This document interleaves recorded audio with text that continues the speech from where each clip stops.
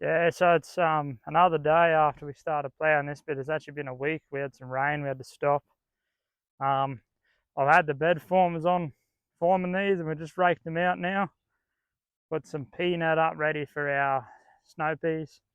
I just wanted to take the opportunity to sort of say why we do things in this fashion. So this is our new section. We run out of room over on the other spot.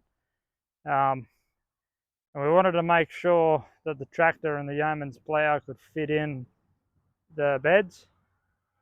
And this little tractor, I'll just turn you around the little tractor.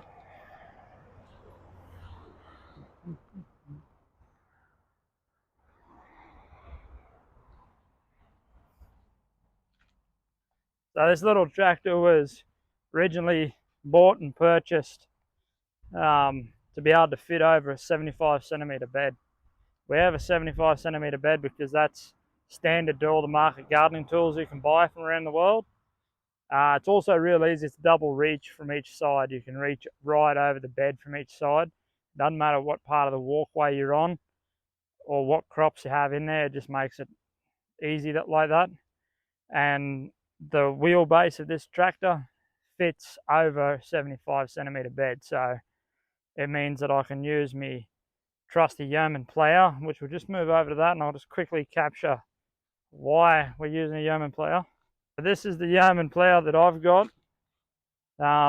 It's an SB6. It is actually for a 50 horsepower or more tractor. We got a 40 horsepower tractor.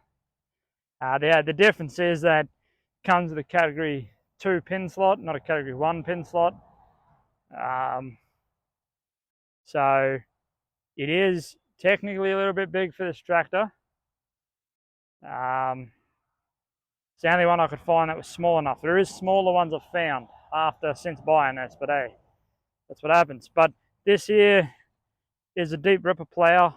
It's designed so that you can get into the soil down and you're scratching that first sort of half an inch of clay layer. You don't want to be going deeper into it. This allows the water to travel in through the soil, and this is our primary source of tillage. So once our beds are made, we can just go along and just reform them on the edges, or we can chuck the third ripper in and we can drop a ripper through the middle of the bed. And so with the three, how I've got it set out here, you have 2 in the walkway, 1 in the bed, and that becomes your broad fork. So because we're getting a lot bigger here now, we got 500 square meter plot over there. We've had to expand because we need like a 2,000 square meter plot. There's our projection anyway. So getting these bits ready. But yeah, that's why we have this tool. Yes, it would be better to have like a little tiller so you could do like a couple of inches on the top, make a nice seed bed. But this is all we got. It works fine. These bits are for a crumble roller to sit in here. It's just too big and cumbersome for on these beds. Yeah, we use that because it's set up so these are in the walkways, perfect for weeding, which is when we flip a bed, that's our primary source of time wastage, is weeding in the walkways and things to keep it neat. So we're going to be using these where we can, and that's why we went to just one big sprinkler, and everything's a little bit more mechanized. But you know, on the scale that we're going to, with only 2 or 1 persons, when one person is out doing other things or sick, it's only 2 persons. So that's why we do it that way. So pretty much as we go, I want to be able to capture why we do things the way we do them, what the benefits are for us, what some things that are challenging with doing it in this fashion, because let's face it, nothing's perfect. But weeding is our main challenging bit in this, and because everything's so compacted and close together, you need that small tractor to go over it. And I just wanted to touch on tillage, because a lot of people are like, no till, blah blah blah. The word tillage means any disturbance to the soil. So it's like, you know, you rake it, you shovel it, that's still tillage. But we got people out there that are saying that that's no till. I think what we should be sort of saying is minimal tillage.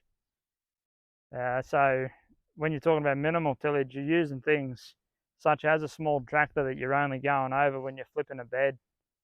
You know, they'll get to a point where we won't have weeds in here and we won't have to use the tractor to help us with that. But while there is, this is virgin ground. There's been nothing else here. So while there is, given the context, you need a little bit more tillage or not. There's many people around the world that still use a BCS and everything, still call themselves no-till. Hey, that's fine. They're only doing so much of the soil, putting in their amendments and whatnot, making a seed bed, reforming their beds, everything that we're doing just with a small tractor. And just given our context, it's just better. You know, like we're going for 2 acres worth of bed space for 2 people. We already had the little tractor, you know, there's no point going out to buy a BCS. In Australia here, you got a price tag of $20,000 by the time you buy your little tillers and your bed formers and things like that, you know. So already having the tractor means that we can maintain the bigger farm. We've got 40 acres. I mean, we're only aiming for around 3 acres of vegetable production over here, but we do other things. We build swales with it, you know, we build dams with it. Yeah, there's better machines to build dams, but just that's what we have. That's why we use in this fashion with this amount of tillage. And I mean, I'll just turn you around to show you what I mean about the type of tillage we got. So this bit right here, I went over with the yeoman plow several times. I'm actually just letting it rest now because of the weeds, and let them die down. The grass, anything that you don't want in a bed is referred to as a weed. That's grass. This used to be a cattle farm. That's what I mean by virgin ground. It's had no crops on it, no cropping. I suppose if you went into a place that had a lot of cropping already, you wouldn't have to have as much tillage. You'd have a original disturbance, and that's it. But anyway, that's our take on tillage, why we do this size bed. And yeah, send us your questions. I'm happy to answer them. And just remember our context. And again, questions on our context, let us know. Anything I've missed, anything that doesn't make any sense, let us know. I'm happy to fill you in a bit more about our personal context. Makes a little bit more sense why we do what we do when you know the context. So anyway, that sort of concludes you watching us till move the caravan and get a new plot ready. Yeah, there wasn't a lot of tractor action. I didn't want to bore you with that. But now we're ready to seed, put some compost on. So yeah, watch this bit unfold. Thanks for watching. So I just direct seeded this 9 meter plot. It's a 9 bed plot, sorry.